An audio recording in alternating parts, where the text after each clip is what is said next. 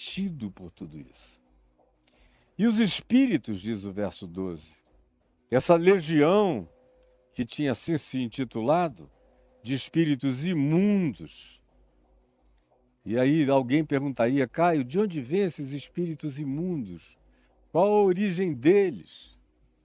Aí tem gente que pensa que são espíritos humanos, que desencarnaram, mas não foram para lugar nenhum. Ficaram presos no limbo interdimensional e lhes sobrou se tornarem fantasmas opressores, obsessores dos humanos sobre a Terra. Tem outros que tentam criar outros tipos de designação para a existência dessas figuras que Jesus não explica. Não perde o menor tempo tentando dar o pedigree dos espíritos imundos. Nós é que temos algumas dicas. Dicas essas que vêm do livro de Enoque e do material posterior produzido depois do exílio persa, que foi onde também o cânon da Bíblia judaica foi ajuntada, foi no exílio persa e nas sinagogas. É dali que emanam algumas outras afirmações, percepções, ou intuições, ou afirmações que se transformaram em literatura, absorvidas pelo rabinato, pelo povo, pela religiosidade judaica, e a gente vê até pelos apóstolos, ou em alguns casos até por Jesus.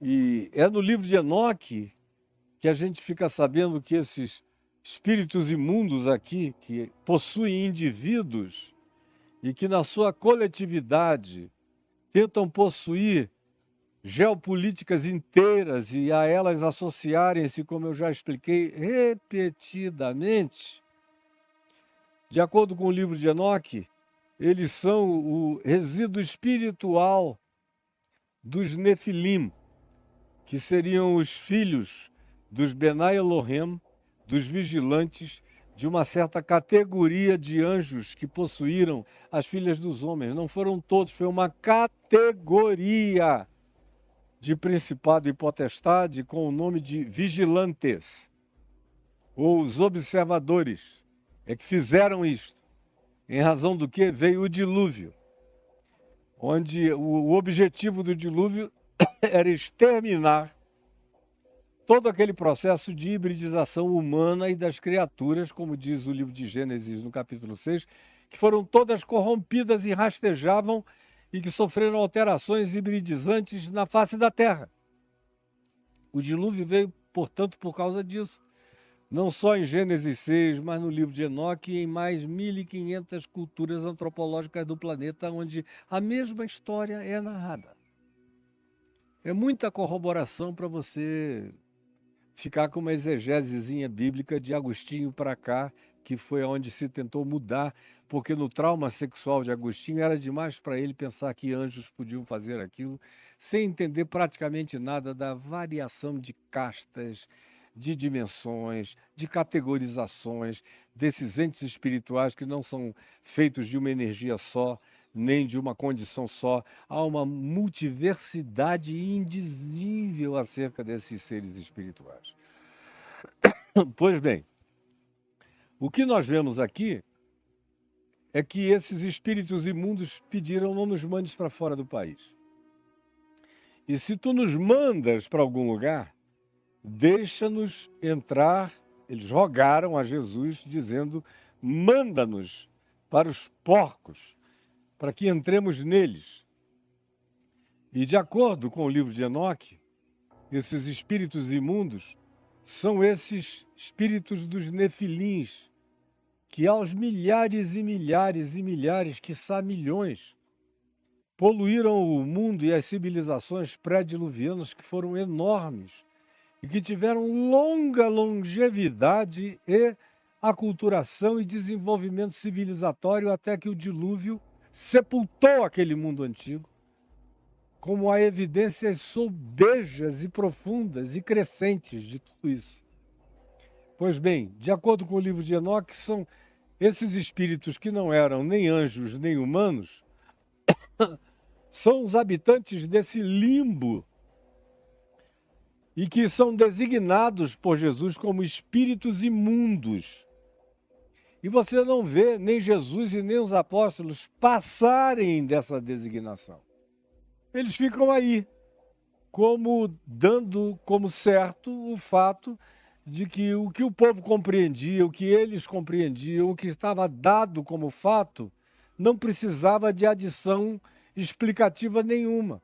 Daí, para mim, fica mais fácil crer que se Jesus não tentou explicar, debulhar, definir e trazer nenhuma acurácia à identidade desses seres, o que prevalece já era a interpretação vigente, que eles eram esses seres do limbo, esses entes que não eram nem vigilantes, nem anjos e nem humanos, eram esses seres presos nessa interdimensionalidade que se tornaram, como diz o livro de Enoque, como nuvens densas, envolvendo a Terra, procurando ambientações de penetração, querendo reencarnar em si, querendo corpos, desejando casas, com essa obsessão de expressão biológica, orgânica, que era só como eles conseguiam se expressar possuindo gente.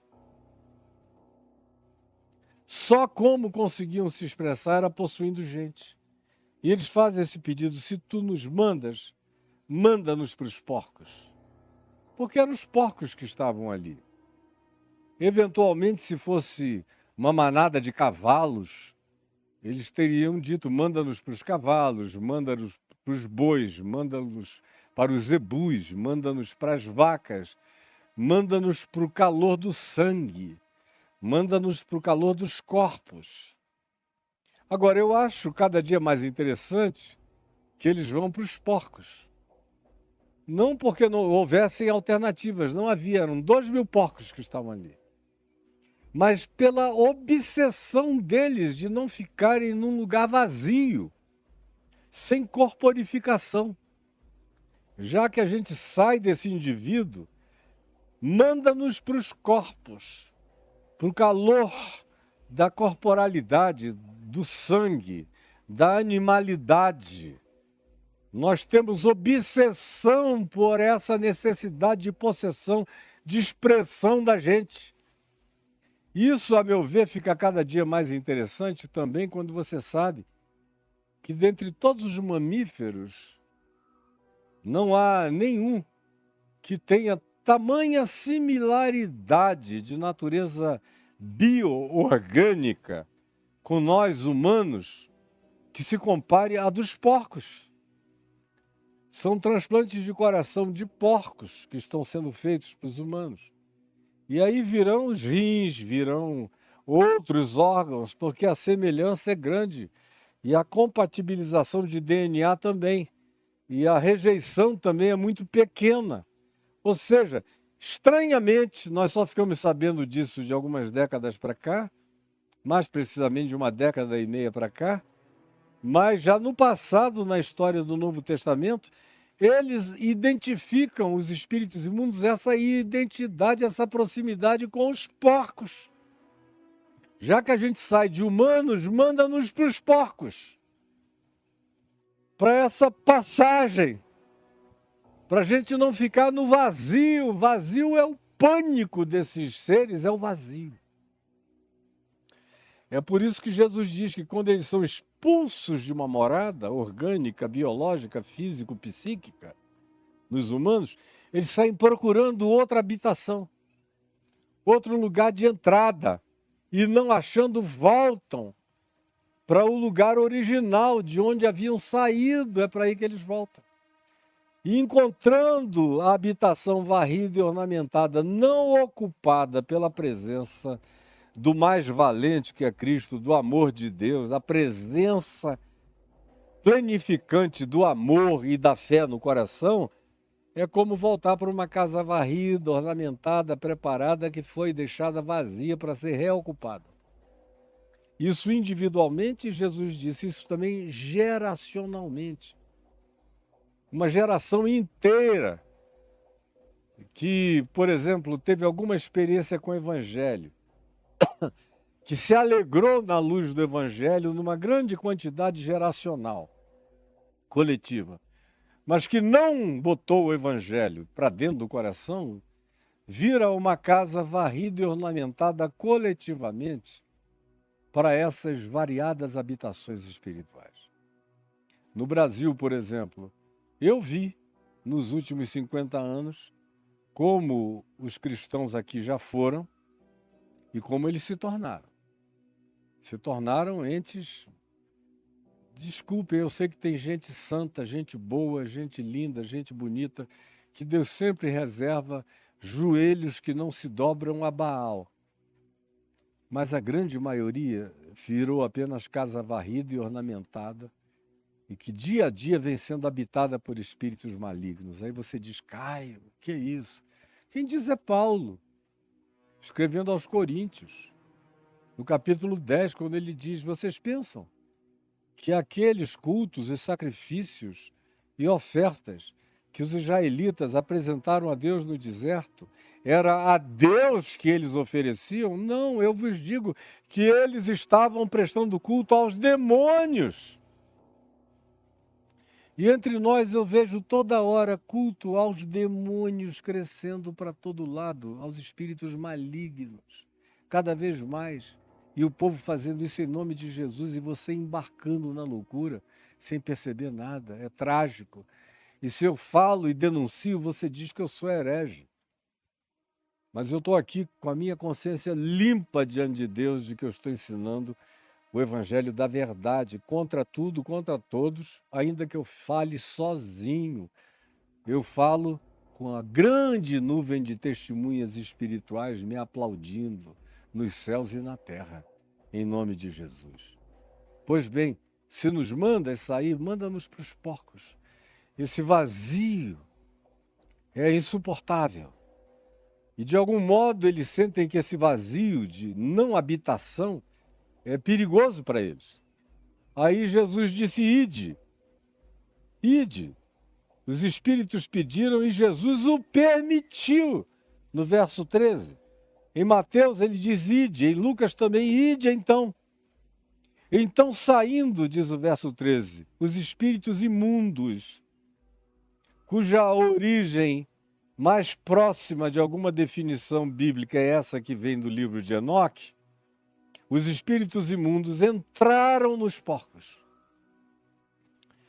E era uma legião, provavelmente uma grande legião, porque a legião romana que habitava aquela área entre Gadara e Gerés era composta de 5 a 6 mil homens, era uma região conflituosa, onde os romanos tinham que botar o seu maior contingente com toda a vigilância. Essas 6 mil entidades penetraram nos 2 mil porcos. Os porcos entraram num estado agônico. Eram praticamente 3 entidades para cada cabeça de porco. Até os porcos não aguentaram a loucura daquela penetração. E aqui se diz, então saindo, os espíritos imundos entraram nos porcos. E olha só o que aconteceu. E a manada, que era cerca de 2 mil porcos, precipitou-se despenhadeiro abaixo para dentro do mar da Galileia, onde se afogaram. Os porqueiros fugiram, os donos dos porcos, e foram correndo para Geresa, para Gadara, pelos campos, pelas cidades, pelas decapólis, dizendo o que tinha acabado de acontecer. Que fenômeno mais louco é esse que a gente acabou de assistir? E é aqui que eu paro no dia de hoje. No dia de hoje. Porque essas entidades, elas declaram aqui, explicitam aqui, a obsessão delas pela sua presença na manipulação da mente humana, do indivíduo ao coletivo. A habitação no vácuo da não possessão aparentemente é insuportável para essas entidades, para esses espíritos. E eles procuram lugares de vazio. E, por exemplo, a religião entre nós se tornou um dos lugares de maior vazio possível. Porque já houve a habitação, preste atenção, pelo amor de Jesus, preste atenção. Já houve no seio da igreja a habitação do valente bem armado. Eu presenciei, eu testemunhei os anos em que o povo assim chamado de Deus, ou a igreja de Cristo, queria ser cheia do Espírito Santo de verdade. Queria amar a Jesus de verdade. Queria entender o evangelho de verdade. Havia muita ignorância, como eu já disse tantas vezes, porém com muita sinceridade. Até que chegou a tal da teologia da prosperidade e avacalhou, destruiu, arruinou, esvaziou, exorcizou, tirou o evangelho da mente dos pastores que só passaram a pensar em dinheiro, em grana, em milagres fajutos para atrair o povo, em mediaticidade para atrair multidões e não ensinar mais nada. Você assiste hoje boa parte desses cultos periféricos, é todo mundo derramando litros de óleo na cabeça, ou de água, ou de fetiche, ou dando pedra mágica, ou trazendo água frutificada, ou dando rosa ungida. Eles vão fazendo fetiches, santos graus de relicários idióticos para lá e para cá. E Jesus mesmo foi esvaziado do coração dessa geração. É por isso que se abriu espaço para tanto ódio, tanta arma, tanta vontade beligerante, tanta intolerância, tanta ira, tanta vontade de matar, tanta disposição impensável em anos passados.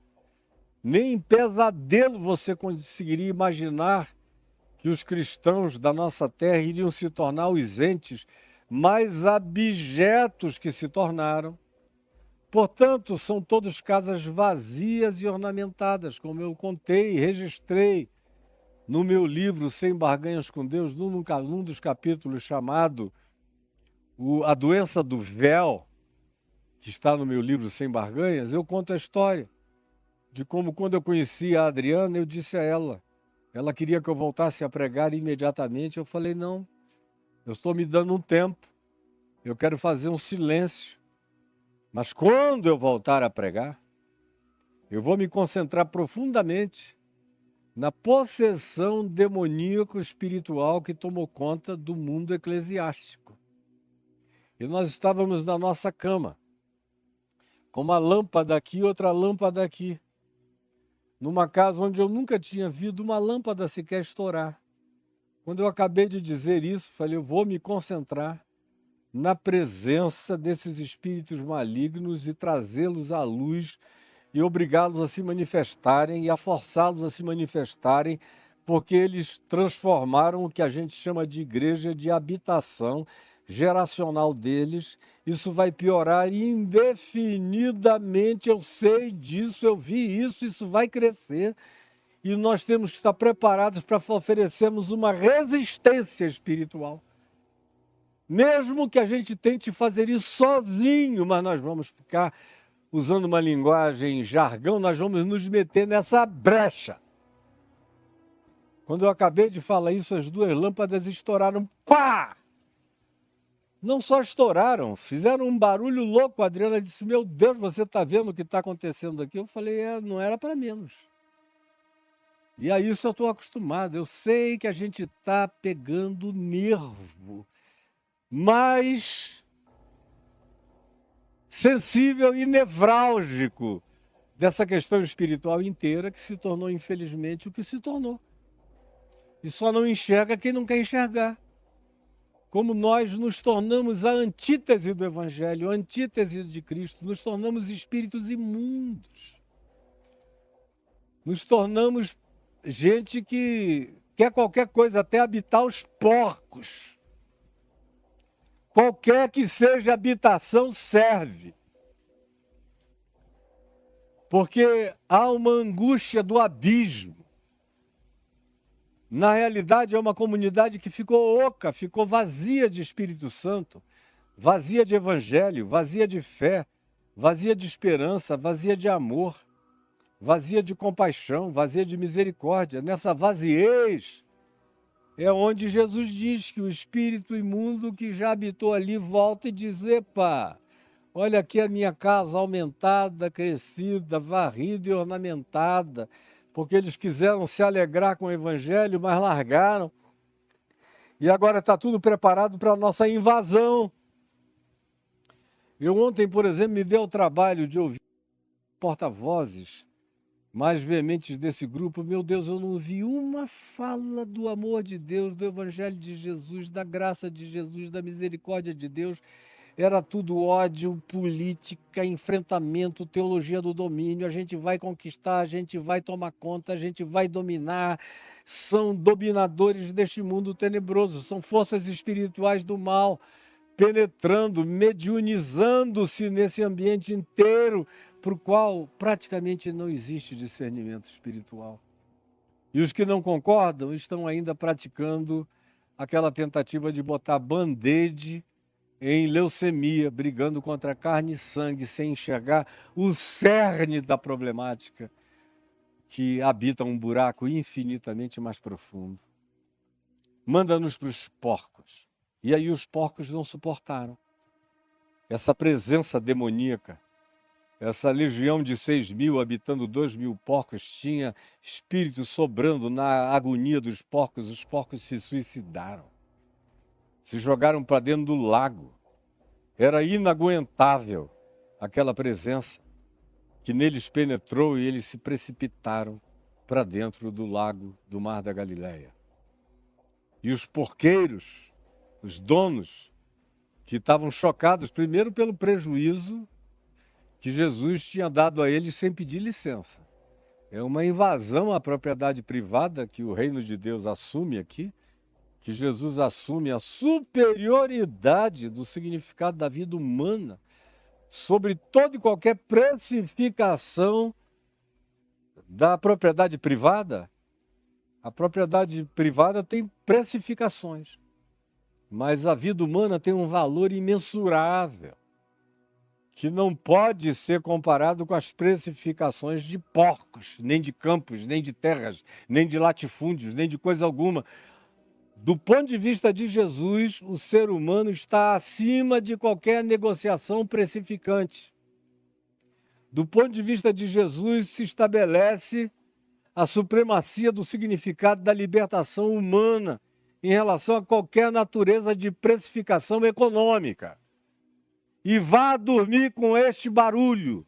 É um princípio do Evangelho, você concorde comigo ou não, discorde da prática de Jesus.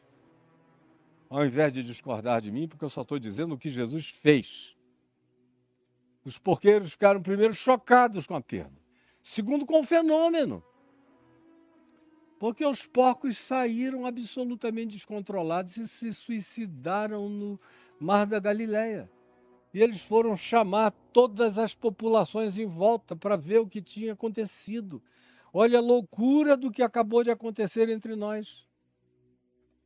Então hoje, eu quero concluir aqui para você, porque eu tenho notado que não adianta eu falar mais, porque dificilmente vocês conseguem assimilar sequer o que eu já estou dizendo aqui. Eu prefiro deixar isso aqui para você assistir uma segunda vez, uma terceira, para ver se entende, para ver se raciocina, se tira a melhor lição e o melhor proveito. Mas a minha conclusão para você é essa.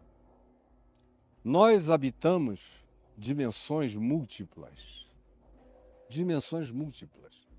Nenhum de nós está lidando só com o imediato.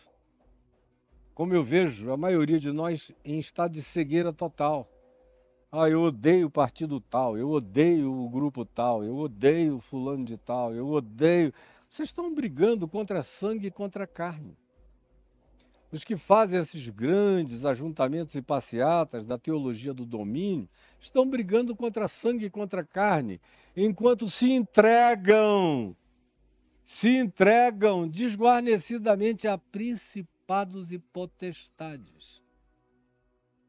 O maior representante evangélico desse clamor dos demônios, do endemoninhado possuído, É uma figura que ontem eu vi alguns vídeos dele, é ódio, ódio, ódio, ódio, ódio e ódio.